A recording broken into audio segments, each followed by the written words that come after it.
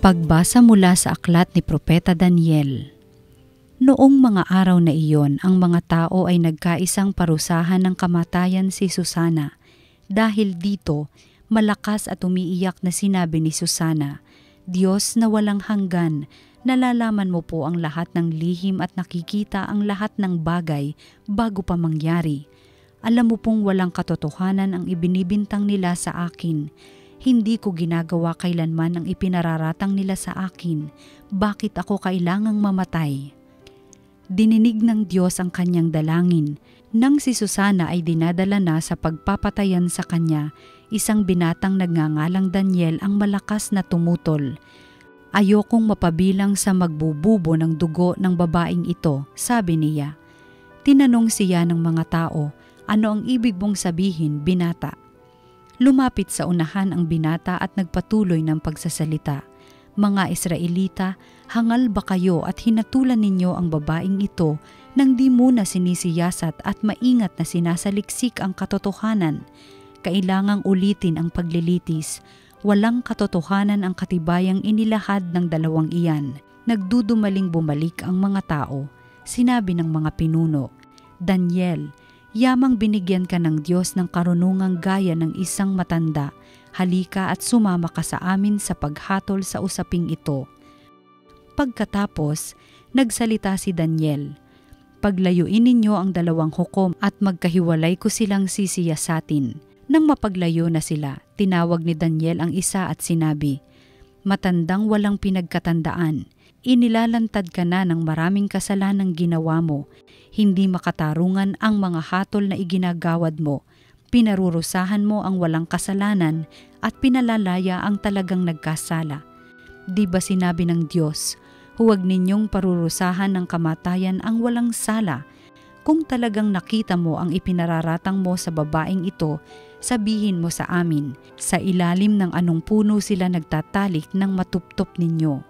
Sumagot siya, "Sa ilalim ng punong hati." Sinabi ni Daniel, Gayon, buhay mo ang kapalit ng iyong sagot. Pagkat ibinigay na ng Diyos sa kanyang anghel ang parusa mo at hahatiin ka sa dalawa." Inilayo siya roon at ipinatawag ang kanyang kasama. Paglapit nito, sinabi ni Daniel, "Ikaw naman, anak ni Kanaan, hindi ka tunay na Hudyo.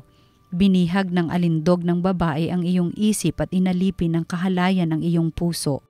Alam na namin ngayon ang ginagawa mo sa kababaihan ng Israel. Tinatakot mo sila para pagbigyan ang iyong kahalayan. Subalit narito ang isang babae ng Juda na hindi natakot sa iyong kaimbihan.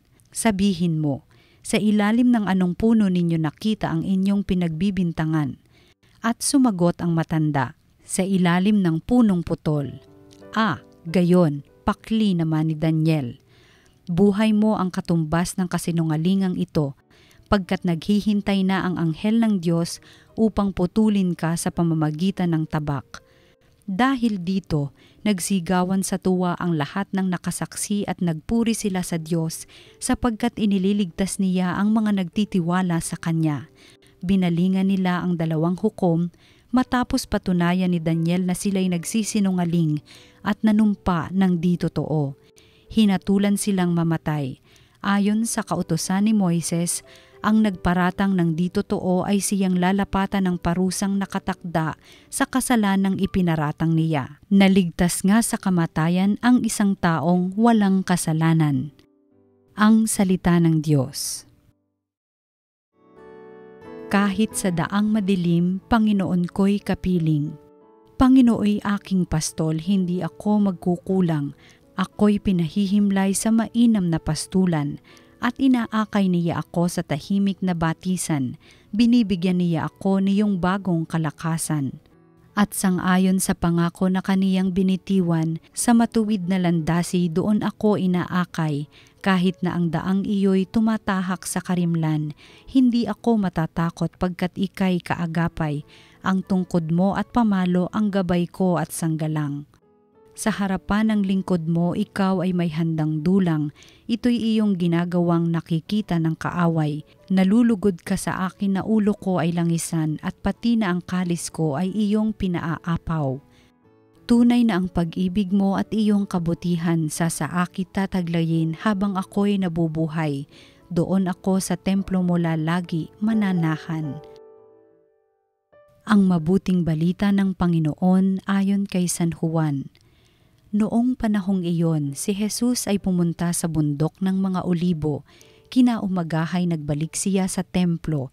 Lumapit sa kanya ang lahat, kaya't umupo siya at sila'y tinuruan. Nooy dinala sa kanya ng mga eskriba at ng mga pariseyo ang isang babaeng nahuli sa pakikiapid. Pinatayo ito sa harapan nila at sinabi kay Jesus, "Guro, ang babaeng ito'y nahuli sa pakikiapid. Ayon sa kautusan ni Moises, dapat batuhin hanggang sa mamatay ang mga gaya niya. Ano ang masasabi mo?" Itinanong nila ito upang subukin siya nang may maisumbong sila laban sa kanya. Ngunit yumuko si Jesus at sumulat sa lupa sa pamamagitan ng daliri. Ayaw nilang tigilan ng katatanong si Jesus, kaya't sila'y tiningnan niya at sinabi ang ganito, "Sino man sa inyo na walang kasalanan ang siyang maunang bumato sa kanya?" At muli siyang yumuko at sumulat sa lupa. Nang marinig nila ito, sila'y isa-isang umalis simula sa pinakamatanda. Walang naiwan kundi si Jesus at ang babaeng naroon pa rin sa harapan niya. Tiningnan siya ni Jesus at tinanong, "Nasaan sila? Wala bang nagparusa sa iyo?" "Wala po, Ginoo," sagot ng babae. Sinabi ni Jesus, "Hindi rin kita parurusahan. Humayo ka at huwag nang magkasala." Ang mabuting balita ng Panginoon. Pinupuri ka namin, Panginoong Hesukristo. Isang mabiyayang araw po sa inyong lahat. Siguro pag may nagtanong sa inyo, gaano nyo ba kakilala ang inyong sarili? Siguro pwede nating sabihin o pwede natin sagutin yung tanong na iyon sa mga kalakasan natin, talento natin, o minsan pwede nating sabihin yung mga kahinaan natin, kung saan tayo mahina, kung saan tayo nangangailangan ng tulong, mga bagay na pwedeng maglarawan sa ating pagkatao.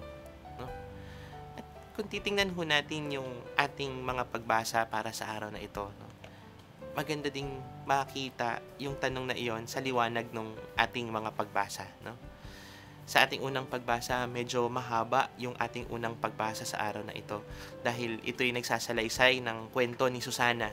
Kung susumahin yung kwento ni Susana, merong mga taong nagtangka sa kanya, dahil may pagnanasa sa kanya at hindi niya binigay yung kanilang pagnanasa, binaliktad siya at nahatulan siyang mamatay.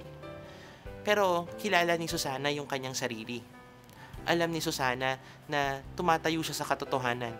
Alam ni Susana na hindi niya ginawa nga yung mga bagay na iyon. Alam niya yung kanyang pinangahawakan. Kakaiba dun sa dalawang tao na nag-akusa sa kanya. Mga hindi kilala yung kanilang sarili. May pagnanasa sila pero hindi nila kinikilala iyon. Kaya kayang-kaya nilang baliktarin ang sitwasyon, kayang-kaya nilang baliktarin yung kayang-kaya nilang magsinungaling para lamang makuha yung ninanais nila. Hindi nila kilala yung kanilang sarili. Si Susana, kilala niya yung kanyang sarili. Kaya tumugon din naman ang Diyos dun sa kanyang panalangin sa pamamagitan ni Propeta Daniel. At kung titingnan din natin yung ating ebanghelyo para sa araw na ito, pinapaalaala ni Jesus dun sa kanyang mga tagapakinig. Kilala ko yung aking sarili, Ako ang liwanag. At tayo bilang mga Kristiyano, gaano ba natin nakikilala yung ating sarili bilang mga Kristiyano? Kung sinasabi natin mga Kristiyano tayo at mga tagasunod tayo ni Kristo, gaano natin kakilala yung ating sarili na kaya nating sabihin na sumusunod nga tayo sa liwanag? Kasi maaaring kilala nga natin yung ating sarili, pero nagpapadala naman tayo sa kasinungalingan na nakakapalibot sa atin. Hindi rin madali na panghawakan talaga yung ating sarili dahil maraming hamon na at sa ating pamumuhay na maaring magyanig, maaring magsira dun sa pagkakakilala natin sa ating sarili. Maaring alam natin na ito ang katotohanan tungkol sa aking sarili. Pero sa labas at mga nakapalibot sa atin ay punong-puno ng kasinungalingan na pwede naman tayong madala O di kaya baka nagpapadala din tayo. Kaya suriin din natin yung ating sarili, lalo na ngayong patuloy ang ating paglalakbay ngayong panahon ng Kwaresma. Gaano ba natin kakilala yung ating sarili? Gaano ba natin inaayon yung buhay natin bilang Kristiyano ayon dun sa liwanag ni Jesus, no? Ayon dun sa pamumuhay ni Kristo, kung paano din niya nakikilala yung kanyang sarili. Sinabi ni Jesus, no, ako ang liwanag. No? Kung tayo ba, mga Kristiyano, nakikita ba natin yung liwanag na iyon? Sumusunod ba tayo sa liwanag na iyon? O baka nagpapadala tayo sa mga kasinungalingan, sa mga nagpapasira dun sa liwanag na iyon? Balikan natin yung tanong natin kaninang sa ating simula ng ating pagninilay. Gaano ba natin kakilala yung ating sarili? Gaano ba natin hawak yung ating pagkatao? Gaano ba natin konkretong nakikita o pinangahawakan yung katotohanan tungkol sa ating sarili? Dahil ang katotohanan ay Kristiyano tayo. Sumusunod tayo kay Jesus. Ang tanong, napangahawakan ba natin iyon? Muli po, isang mabiyayang araw sa inyong lahat.